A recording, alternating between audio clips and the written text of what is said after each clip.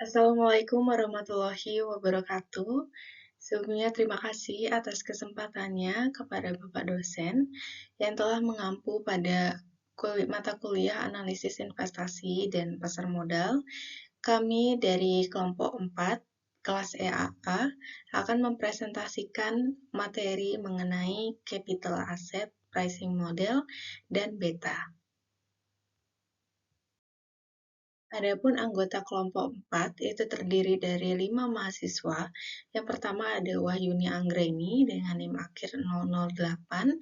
Yang kedua ada Destia Aulia Ramadhani dengan NIM akhir 026. Yang ketiga saya sendiri Nikade Imelda Natasha dengan NIM akhir 028. Yang keempat ada Eka Nur Aprilia dengan NIM akhir 122. Dan yang terakhir ada Xiaomi Novia Saputri dengan NIM akhir 130. Baik, untuk materi capital asset pricing model, ini dikembangkan terpisah oleh William Sharpe pada tahun 1964. Selanjutnya dilanjutkan kembali oleh Jack Traynor pada tahun 1962. Selanjutnya dikembangkan oleh John Lindner pada tahun 1965 dan dilanjutkan oleh Jan Mosin pada tahun 1966, di mana William Sharpe sebagai pengembang dari teori ini mendapatkan hadiah Nobel di bidang ekonomi untuk karyanya ini di tahun 1990. Adapun capital asset pricing model ini merupakan model yang banyak digunakan baik oleh akademisi maupun oleh praktisi, terutama untuk menilai return ekspektasian dari aset beresiko yang mereka pegang.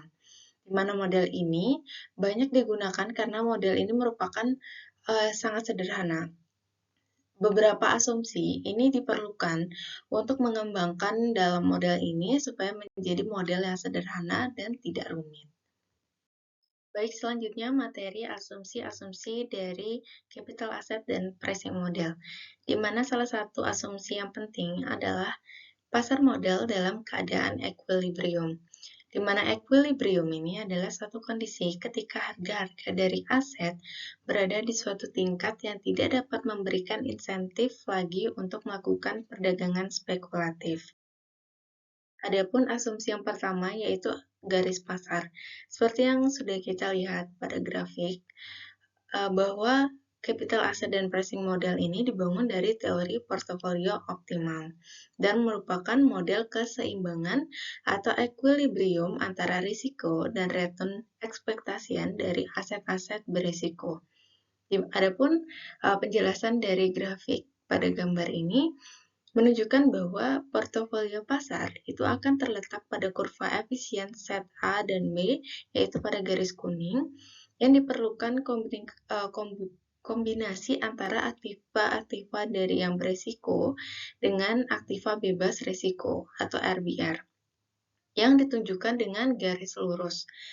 Sehingga diasumsikan semua investor itu melakukan investasi yang sama, yaitu pada portofolio pasar dengan asumsi-asumsi capital asset dan pricing model ini, dan analisis Markowitz atau menggunakan data return, varian dan kovarian, dan juga return yang sama, dan waktu dalam satu periode yang sama juga. Adapun asumsi yang kedua yaitu garis pasar modal.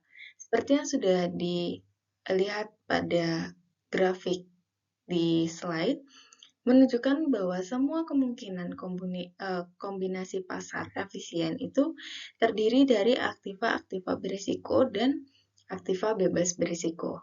Nah, apabila portofolio pasar ini berisiko, aktiva tidak berisiko, maka risiko akan sama dengan 0 atau P sama dengan 0. Dan return ekspektasian itu sebesar E dalam kurung RM atau return of the market portfolio itu sehingga ERM ini apabila dia lebih besar daripada ERBR atau expected return of risk free atau ekspektasi return bebas risiko, maka aktiva itu tidak beresiko Sehingga di sini selisih return dari resiko market dikurang dengan risiko berisiko itu akan sama dengan sigma M atau disebut dengan premium portofolio pasar. Adapun asumsi yang ketiga yaitu garis pasar sekuritas. Seperti yang sudah kita lihat pada grafik di slide, yang menunjukkan bahwa titik M sebagai portofolio pasar dengan beta senilai 1 dengan return ekspektasi yang sebesar E dalam kurung RM atau return market ekspektasian atau ekspektasi pengembalian pasar untuk aktiva yang tidak mempunyai risiko sistematik, di mana beta untuk aktiva yang bebas risiko ini mempunyai return ekspektasi yang sebesar ABR yang merupakan intercept dari garis pasar sekuritas dengan asumsi bahwa garis pasar sekuritas itu adalah garis linear. Selanjutnya, ada pun dua model dari capital asset dan pricing model pasar sekuritas. Yang pertama yaitu untuk aset tunggal.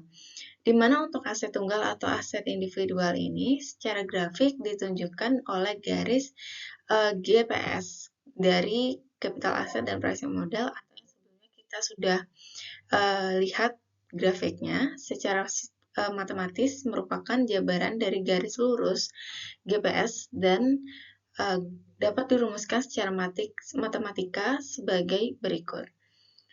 Di mana Fama dan Friends pada tahun 1993 ini juga mengenalkan Fama Friends Three Factor Model atau juga dikenal sebagai capital asset dan pricing model 3 faktor. Nah, ketiga faktor ini, yang pertama itu ada B sebagai pengukur risiko pasar atau market risk, yang kedua ada SMB yang berupa singkatan small minus big yang merupakan yang mengukur perbedaan return perusahaan kecil atau small dengan return perusahaan besar atau big. Yang ketiga ada HML yang merupakan singkatan dari High Mimus Law yang merupakan perbedaan return saham-saham bernilai atau value stock dengan return saham-saham bertumbuh atau growth stock. Selanjutnya yaitu materi beta. Beta ini merupakan suatu pengukuran volatilitas atau volatility dari return suatu aset atau return portofolio terhadap volatilitas return pasar, di mana volatilitas dapat didefinisikan sebagai suatu fluktuasi dari sebuah return suatu aset atau portofolio dalam suatu periode waktu tertentu, di mana risiko pasar ini adalah risiko yang sistematik. Dengan demikian bahwa dapat disimpulkan beta ini merupakan pengukuran risiko sistematik atau systematic risk dari suatu aset atau portofolio relatif terhadap risiko pasar yang ada. Nah, selanjutnya jika fluktuasi return aset atau portofolio itu sama dengan fluktuasi return pasar, maka beta dari aset atau portofolio tersebut akan bernilai 1. Nah, beta yang bernilai 1 ini menunjukkan bahwa risiko sistematik suatu aset atau portofolio itu sama dengan risiko pasar.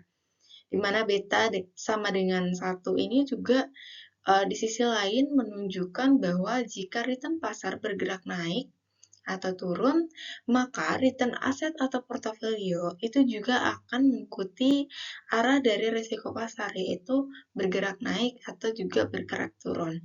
Sama besarnya mengikuti dengan risiko pasar yang ada. Sehingga dengan adanya penambahan dari return pasar, tentunya ada risiko pasar yang meningkat ataupun menurun sesuai dengan kondisi yang ada. Selanjutnya, cara mengestimasi beta. Nah, beta ini dapat diestimasi dengan beberapa cara, di mana cara yang paling banyak digunakan itu untuk mengestimasi model pasar itu adalah didasarkan pada persamaan berikut ini. Nah, pada persamaan ini, di mana koefisien B ini merupakan beta aset ke I yang diperoleh dari teknik regresi. Nah, dependen variabel persamaan regresi ini adalah return historis aset yang akan dihitung betanya. Di mana variabel independen di persamaan regresi ini adalah suatu return histori pasar, dan variabel acak E pada rumus ini menunjukkan bahwa persamaan linier yang dibentuk itu mengandung kesalahan atau error. Baik, sekian atas materi yang bisa saya sampaikan, yaitu mengenai capital asset dan pricing model, dan juga beta. Terima kasih atas perhatiannya. Wassalamualaikum warahmatullahi wabarakatuh.